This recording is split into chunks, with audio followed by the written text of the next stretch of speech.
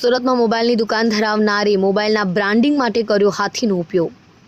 સુરતમાં હેવમોર મોબાઈલની દુકાનનો સંચાલક નિયમોના ધજાગરા ઉડાડતો છતાં પોલીસ કેમ મૌન?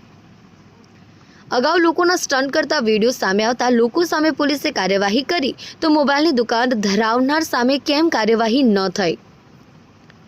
મોબાઈલ દુકાનના સંચાલકનો વધુ એક નિયમના ધજાગરાનો વિડીયો થયો છે વાયરલ।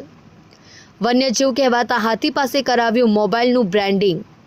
હાથીના પગ નીચે મોબાઈલ મૂકી મોબાઈલનો મજબૂતી ટેસ્ટ કરાયો।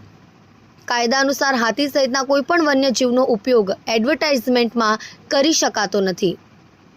હાથીના વજનથી મોબાઈલની બેટરી ફાટી હોય તો જવાબદાર કોની હોત? દુકાનદારે હાથીના ઉપયોગ બાબતે શું વન વિભાગ પાસેથી કોઈ મંજૂરી માંગી હતી?